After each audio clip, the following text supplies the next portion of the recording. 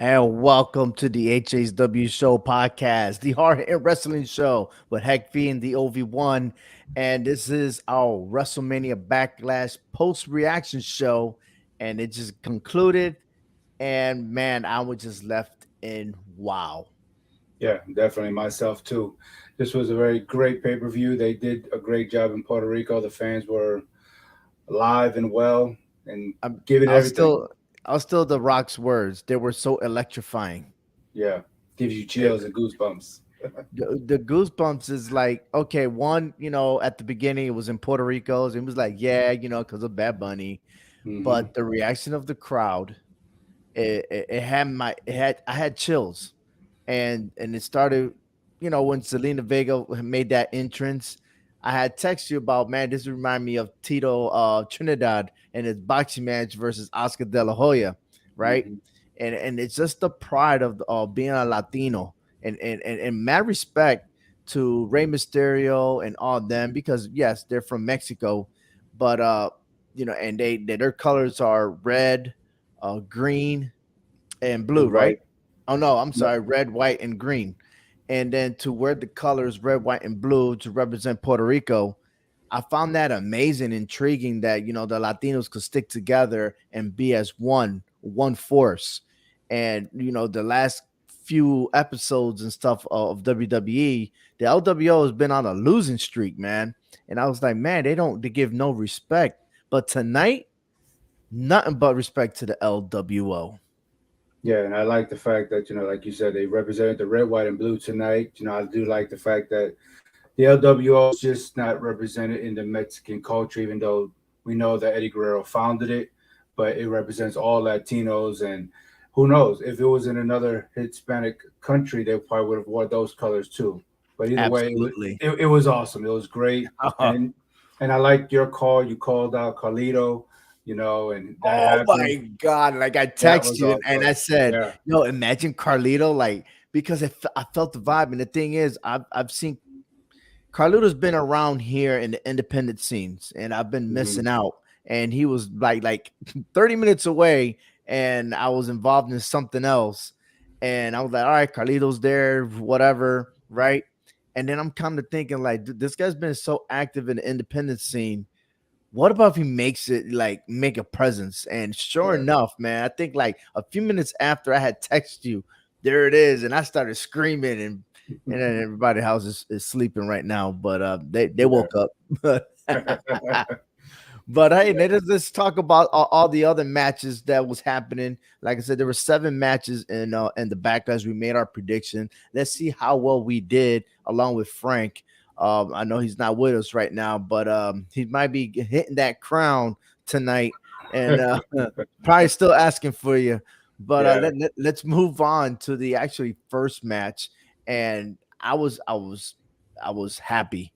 I was excited, and they set the bar. Okay, Bianca Belair and Io Sky set the bar. I was kind of like maybe disappointed at the end, man. Yeah, I was too. I know we both picked Bianca to win this match, but the crowd kind of shifted gears to where they all know who they wanted to win, and we got to see the old Io Sky from NXT give it all she had in this match. And at some point, I was like, you know what? I'll take the L.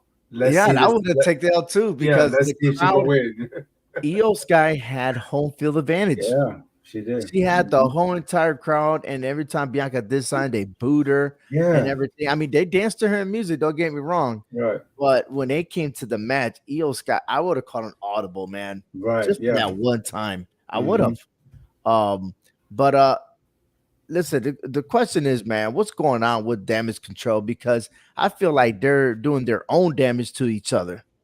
Yeah, I think so too, and I think I see it as Io going to be the first one to leave. She sees that they're holding her back.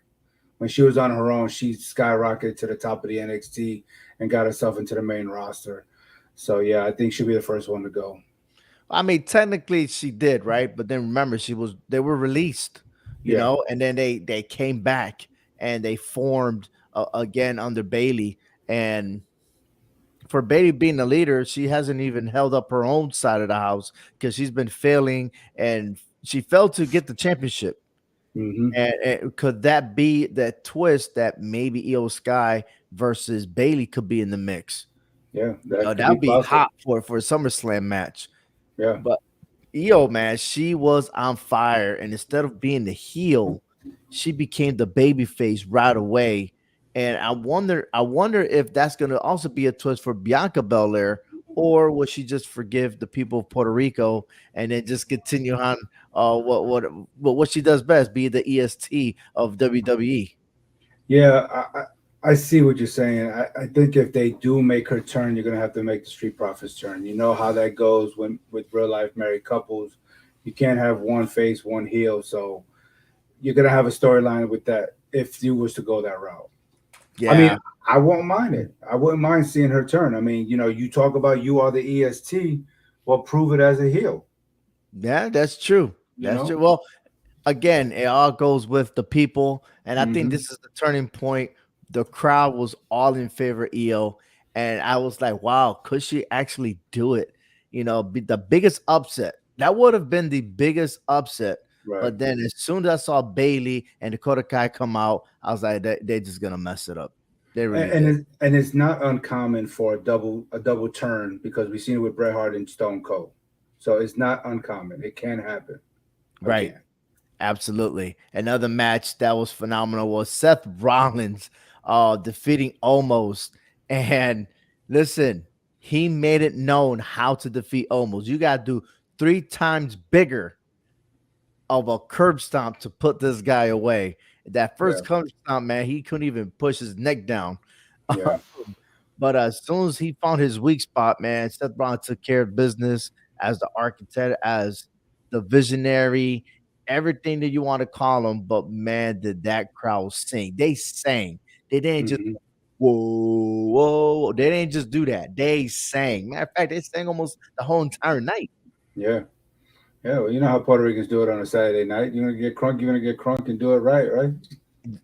You know what? I have to say this.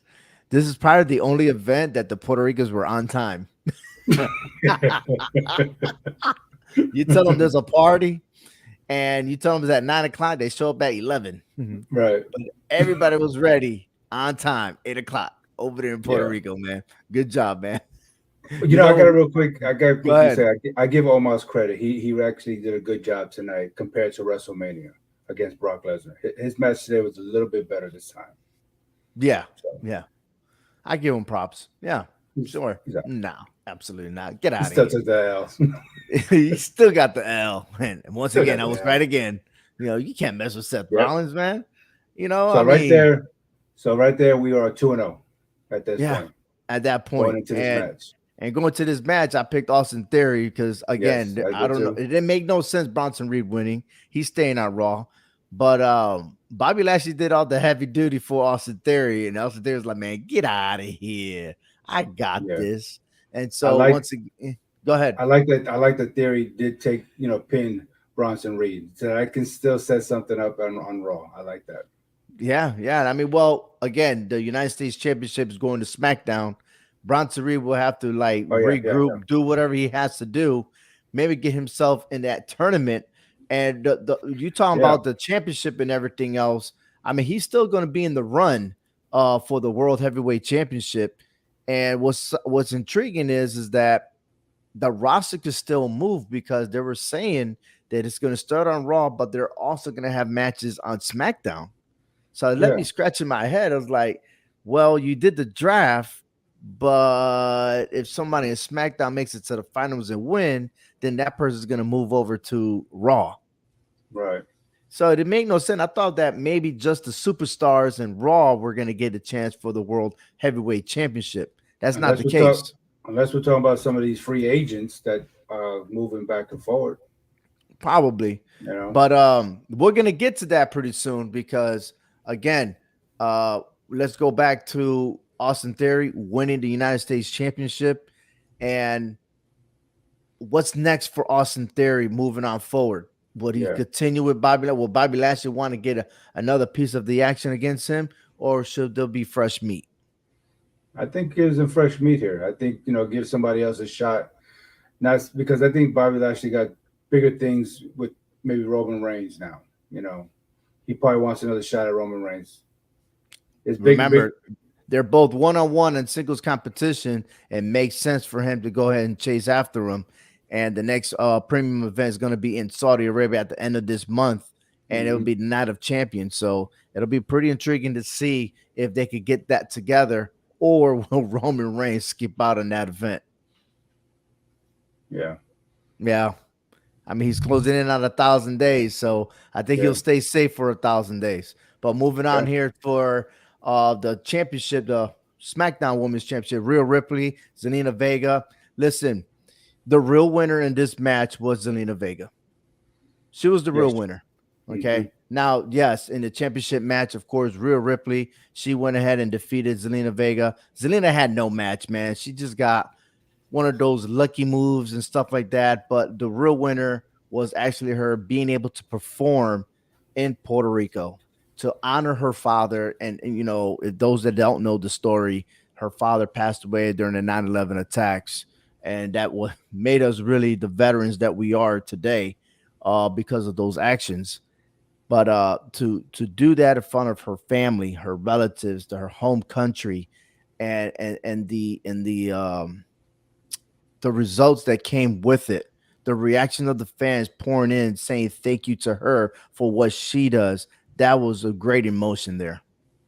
Yes, it was. And then you could see the emotion in her eyes. And that just makes you feel good. Especially with any one of us who go back home. It's where it all started for you. With your life. And to see where you're at now, and to actually come back home and to perform in front of the fans. I just wish the flag was right side up instead of upside down. It's not upside down, dude. What I are you mean, like, talking well, about? it's It's just the backwards. angle that the camera was in. You saw it backwards, but she was holding the flag correctly. Um, but listen, the emotion getting into the ring and the people chanting for her and then chanting Boricua, and it was amazing. Like before the match, so I think Rhea Ripley actually acknowledged. If you see her standing there looking at Zelina Vega, well, before they made their announcement of who is who, and of course she had to, be sarcastic about it and then punk her down. But there's just that little moment that I saw Real Ripley be like, "Oh my god, like this is real." Like you could feel that emotion and that Hmm. electricity going on. Um, but listen, she won that match. She won the crowd. Mad respect.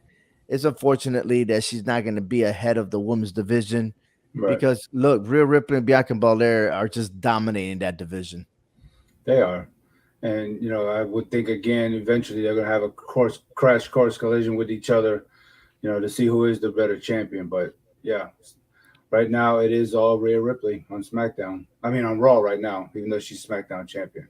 Yes, and on the other side of that, Bad Bunny once again did not disappoint the fans, did not disappoint all the viewers. I mean, this guy got some moves, and I asked myself, when do you have time to do these things? Because you're a performing artist, you're going to different countries, you're performing everything else, and then all of a sudden, you continue that success with the WWE. It's crazy. Yeah, I mean, you would think I would want to say that Damian Priest has something to do with that. Maybe meeting him where he was at to help him out. Get ready for this type of thing. Because, like you say, he's very busy. Not saying that these superstars aren't busy themselves with their traveling, but I think there's somewhere down the line because backstage, behind closed doors, they're still good friends. Yeah, oh yeah, of course, Yeah. no doubt. But more on that. Well, big shout out to Brooke Bailey over there at Fort Drum, New York. He's representing.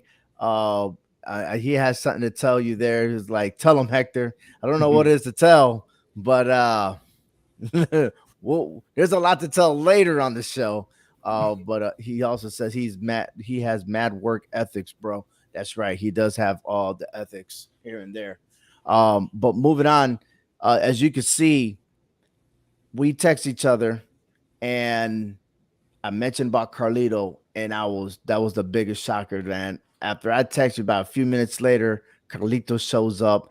Big surprise. Not only him, but there's more to tell on this story because Savio Vega, if you remember, and not a lot of people know about this, but he was in the early '90s with the WWF at the time. He was the leader of the Boricuas, Hmm. right? He was Yep. also the first person to give Stone Cold Steve Austin and The Rock their first loss in a singles competition. Yeah. You think about a superstar like that who doesn't get much respect, but you really dig deep into it. He's done a lot in the WWF while he was there, and Absolutely. I was glad to see him there. So, And he's done a lot of wrestling there in Puerto Rico too. And hmm they're still running that business over there. And a lot of those superstars are coming over to the independent scenes over here, especially in the Northeast area. And look, the fans like they had a huge pop for Carlito, man. yeah, It's amazing, and I love that signature move with the apple and started spitting that old boy's face. Who he did it to Dominic Dominic, Mysterio, right? yeah, Dominic. Good After for he got him. hit with the 619, yeah, Good for him. I yeah, like that. But Bad Bunny wins his match. Um, dude, come on now. Damian Priest should have won. He yeah, should have got that 3 count, but he lifted him up. So I should have had gotten that credit, but I got that win taken away from me. You won that match, so you was up ahead by one. right. Yeah, So I know we talked about my pet peeve with people who are not actual wrestling superstars, but I just saw it that it was an opportunity for Bad Bunny to shine in Puerto Rico. Again, I'm not a big fan of it. I equally dislike it as much as I do with Logan Paul. But this one just meant something special, not because I'm Puerto Rican, but because of him being in his hometown. You right. see, I think if and two, he's a crowd favorite. See, Logan Paul went the opposite way, so that wasn't going to work on his Oh, end. no, I think the So, WWE would have rioted if Logan Paul would have beat Seth Rollins in right, WrestleMania. I would have exactly. rioted. I would have just not do a podcast. The hell with this. Yeah, and then for the perfect opponent to be, someone who is experienced in the ring to help guide him in there and help, pretty much lead that match to help him win this match. I mean, I was did you his see? former tag team partner a couple Right. years ago. Right. And did you see his face when he was after the match was over? You seen Damian Priest's face, like, Oh, you'll get there. You'll get mm-hmm, there. yeah. See that face right there, though? Yeah, that's an amazing face right I'm there. glad he still got the same hairstyle. Yeah, absolutely. That's what that right there. Yep. Yeah. Now, the actually this is that do you think that that was a disappointing look, or No. did he took the time and just acknowledge the fan base around? Yeah, I think he was taking it all in because he couldn't do it as a heel in the match. Now he's actually the match is over. Now he can actually take it in and enjoy the fact that his friend in real life actually did a great job and got to savor the moment and be the spotlight tonight in his hometown. Because at the end of the day, he's celebrating with Bad Bunny, and they're gonna Mhm. have a lot of coquitos and rum and Oh all that stuff man, at the back. you already know. Oh, that's it's awesome. So my question to you is: should WWE schedule a match for the next WrestleMania in Philadelphia, Bad Bunny versus Logan Paul? And if so, who you think will win that match? I would say it depends on what kind of match it is. If it's just a regular sanctioned match, I think Logan Paul wins. But if you put it in a match like it was today, I'd give it to Bad Bunny. So I just feel like it depends on the type of match that they have. Well, I would have said that maybe it'd be like a Survivor Series type deal, but who's gonna want to be in Logan Paul's corner? Exactly. Yeah, Yeah, he's made a lot of enemies. He could have had the Miz on his corner, but he made a lot of enemies there. yeah, absolutely. I will still give it up to Bad Bunny, um, I just mean, because I think Logan Paul's a little more athletic than a Bad Bunny. little. I think he's a lot more.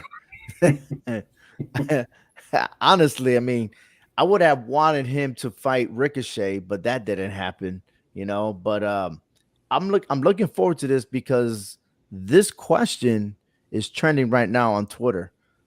Who you rather have, Bad Bunny or Logan Paul? I would rather have Bad Bunny, but if you tell me in a sanctioned match, I would have to lean to Logan Paul. All I right. think so. I'll stick with Bad Bunny. but if you're saying who I want, I would rather have Bad Bunny. Fair enough. All right. So we'll leave it like that.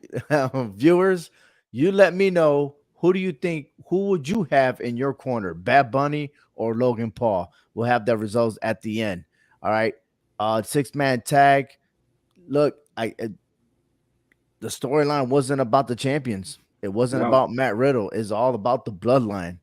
yeah, And you see that was their victory at the end as the Usos and Solo Sikoa won their match. But mm, was Solo trying to finish the job that Roman Reigns commanded him to do? I think so. I really think so, and it's imploding right in front of our faces here, man. Seriously, if you can't tell me that this is all good between the bloodline.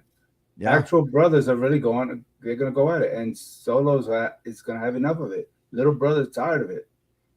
He's But tired of was it Jay, not was Jimmy. it but why? You know what I'm saying? Like why? Like you're citing your cousin over your brother? Really? Now we had this discussion about how family's supposed to stick together, family and friends, right? And we had that with Sami Zayn and Jay Uso. But now it has nothing to do with Sami Zayn or Kevin Owens or Matt Riddle. This Yeah, is a internal family dispute going on, and Solo's on Roman Reigns' side, which Roman Reigns is a cousin. We talking about brothers. yeah, Damn, that Roman Reigns got it like that to separate the brothers. I thought brothers stick together. yeah. I thought so too, but I mean, I don't know from personal experience, but I would think it would. But it's something that Jay is doing to piss Solo off. He's But and what I can think what was it? Because a couple of times he stopped them from attacking Sami Zayn. Is that why he's butthurt about it? maybe Solo's torn between taking orders from Roman Reigns and listening to his older brothers. Mm. Like he don't know what to do, and it's really getting him agitated. And now he's fixing to like take it out on his one of his older brothers. Not because he seemed like he had more problems with Jay than he does Jimmy. Yeah, absolutely. Absolutely. I think Jay emotionally doesn't know exactly how to deal with the matter. Will he disobey Roman Reigns? I mean, he's trying to earn his trust again, but at the same time, things are not going well. Is they're not winning, and if it wasn't for Solo won that match. Yeah, It yeah, wasn't the Usos. right. So we go back on next week's SmackDown, and that might be the discussion. Like Solo had to take care of business. Now, will he finish the job next Friday? Or will we see Solo versus Jay Uso maybe in a regular match? Could this just be a long term setup to take down Roman Reigns? Are I we don't know, see man. are we seeing something in front of us that's all a setup to make us think that there is friction between blood family to take down the tribal chief, to make everybody think that the tribal chief is in charge, or is it really Jay who's running this pulling the strings here? Man, that's a hard sell, to be I honest know. with you. That is Nah, a hard sell. Um I, keep your friends close and your enemies closer. that's true. And maybe Jay hasn't forgotten about his feud with Roman Reigns when it all started. What, in May 6th starts the new roster change. Everyone's go to the respective brand. Let's see, because the Usos remain in SmackDown and so is Solo Hmm. Sikoa. So let's see if there's any beef within the family. And will Roman Reigns show up next Friday to confront all the issues? We will Yeah, see there. And then the main event, Backlash. We just seen and witnessed the unbelievable of Cody Rhodes defeating Brock Lesnar. Lesnar was doing Suplex City, and I thought the match was already over. But just one turning twist with his face in a less padded what is it, turnbuckle? yeah, Busted him open real quick, and then that's all she wrote right there. And luckily Cody Rhodes got that pin because he had him in a Kimura, and all of a hmm, sudden all he had to do was lift up his body and pin Brock Lesnar 1, 2, and 3. On that yeah. note, it's not about the match because the match is over, and I know Brock Lesnar's pissed right now. There is a tournament happening. Could it be that we might see Seth Rollins versus Cody Rhodes in the finals, and if for some odd reason Brock Lesnar will take that away from Cody Rhodes. I done said that already. I done told you that in the last podcast. That is my theory. That It is seems like the setup is there, but he's then gonna give it to again, Seth. it might not happen. It might not even reach to the finals. Right, it could be like a semifinal match or something A like that. semifinal match leading into a regular match for the Night of Champions in Saudi Arabia, which is Brock Lesnar is well known to be performing there in Saudi Arabia. I think either way, that cancels Rhodes and Brock out of this title picture because they are not done with each other. So to me it just gives Seth Rollins a clear path. I got a feeling, and I'm going to stick with my guns on this one. I know it's a far stretch, but Baron Corbin is the wild card in all this. I have a feeling that this is the year that Baron Corbin could get that push. He's a yes man to the company. Yeah, He's done every gimmick that they want him to do, and now he's got his original name back. And I think he's in for a full ride. I really do. I just don't see anybody else in that level of Baron Corbin or Seth Rollins. yeah. I mean, I did like the Lone Wolf when he first came out, when he first started. I like that gimmick. I would like to see that because he is a tough dude. We know what Baron Corbin's all about, what he's capable of doing. So he has plenty of success in the WWE. So yeah, I mean that I would not mind to see them two go at it, especially if it's for the title. But let's put that title around Seth Rollins and let everything else settle itself around. That it sounds too easy to be Seth Rollins to be carrying that title. I mean, we could have done that at the Universal, the first inauguration of the Universal Championship, but Finn Balor won, and he came right out of NXT to Yeah, battle Seth Rollins, right? So, what is not to say that the same scenario could happen? I just don't see anyone other than Seth Rollins being in the finals. yeah. I don't either, especially on the Raw roster. And if I after don't. tonight, come on, man. I'm sorry. Mm-mm. What No. more could happen? What more interference can happen for Seth Rollins? Yeah, because I mean, you got Drew McIntyre still on Raw, but I think he's going to have to go after Gunther. Right. That's just and I know you've been saying that for a while that he's going after Gunther, and now it's evident because we still got Sheamus on SmackDown, so that takes the Intercontinental title away from him there. So I think McIntyre's going to be tied up with that. So I don't see anyone else. You saying Corbin, which could be the wild card, but Hmm. I don't see anybody else. I I, see AJ Styles and Sheamus to go at it. What's it? The Brawling the Golden Brutes Bulls. versus the OCs. That's going to Mm-hmm. be a great match. You could cancel out the Viking Raiders because they're just the Yeah, jobbers of WWE. Um, so that's that point right there. And quite honestly, I just don't know what direction the tag team championships are going. We know the other championship belts, and as far as the women's side of the house, we know that we're going to have that belt to belt exchange. I wouldn't be surprised if that happens on Raw, right. with Rhea Ripley and Bianca Belair, and then of course the drama with um, EO Sky and the rest of the Damage Damage control. Yeah, Control. I mean, this show, I'm telling you, overall, has been spectacular. I loved every minute of it, but now it's moving on to the Night of Champions, and it's all about who's gonna be who's gonna be next. Um, I'm liking it, man. It's just things are just getting pretty interesting every step of the way. yeah. I mean, you got the right people in charge of things, and things start falling into place the right ways. And I'm liking it, especially with the draft. Well, the draft is one thing, and we know who's on top, who got drafted first, and everything else. Um, but sometimes it just don't pan out the way it seems to be, Yeah. So especially yeah, for the women's division, man. But the women's division is stacked. But how many of them are going to stick around? yeah. That's every year is the same old, same old. yeah. And I don't know who's going to be the one stepping up to go after these two titles. So Yeah, that's it's pretty hard. Right, absolutely. But Hector, man, thank you it, for doing this with me on this late night. I know it was almost a new day, and for all the viewers out there listening to our show, thank you for your support. And once again, you're listening to the HHW Show podcast. We'll be back again this week. We'll be taping this week and broadcasting end of the week. Probably by Thursday, you hear our new episode. And look, we're getting ready for the next premium event, which is the Night of Champions, happening at the end of this month. And of course, hey, we're all in it in the tie, man. I think we both got one Yeah. loss, No, two actually losses. two losses, Mhm. because we all picked the champs to win. Who was it? Yeah, the tag team champions. Yeah, Yeah, we had the yeah, Matt tags. Riddle and Yeah, all them. Yeah, but yeah, yeah, whatever. It's cool. it's all good. Still finished with a Yeah, winning record. yeah. Who has a winning record? We both do. Yeah. Where's Frank?